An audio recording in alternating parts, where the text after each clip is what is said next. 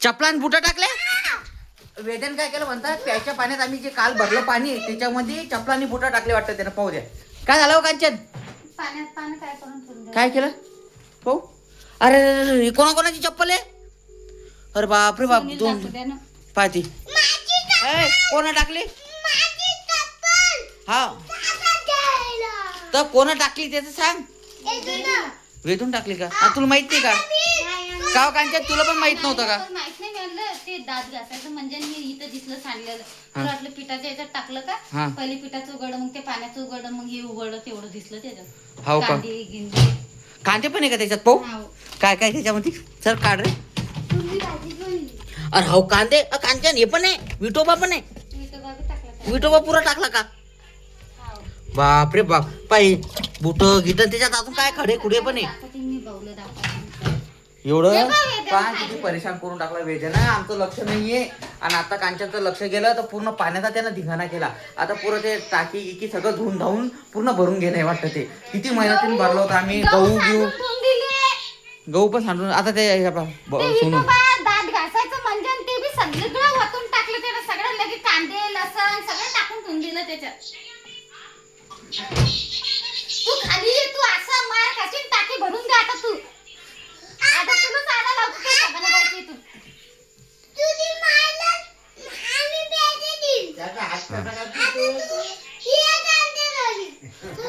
आता श्लोक म्हणजे कांचन आहे बा.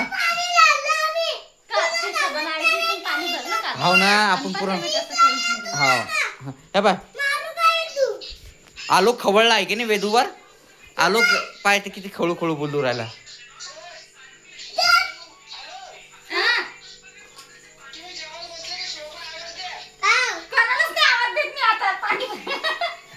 पाणीच नाही आता. गणेश ना काही आहे की नाही. पीठ सुद्धा सांडून ठेवून दिलं त्यानं. गव्हाचं पीठ ते बी सुद्धा फेकून दिलं. सगळं एकात करून ठेवून दिलं. आता भाऊला सगळं सांगू राहिलो आणि काय काय केलं त्यानं. कांदे लसण बुटा चपला सगळं त्यानं टाकलं. आणि आम्ही एवढं मेहनतीनं पाणी भरलं. आता बोरला पण पाणी नाही त्याच्यामुळे जास्त जीव तुटू राहिला आमचा. हे बा हे पिठात पण काय केलं हे बा. आणि आलोक सगळ्यात जास्त खाऊ राहिला त्याच्यावर. काय रे आलोक जास्त खाऊ राहिला. काय पिठात तर काही नाही केलं त्यानं. नाही वरूनच टाकलं पिठाच्या. काय सोनू आली. गहू मी तिकडे हॉल मध्ये भरत बसली तर काय इथून येऊन पाहिलं तर सगळं दिलं ना. काय ते बुट त्या बी पाण्यात साबण करून दिलं. आता ते पाणी प्यायचं नाही तर त्यानं वरून टाकलेलं होतं मग त्याच्यात. पण पीठ गीठ सांडून ठेवून दिले ना. पुरं पीठ आहे बा धिंगाणा. पुरं धिंगाणा करून टाकायचं. आता आलोक एवढा खवळला. आता वेदांचा आलाय पाठी. आ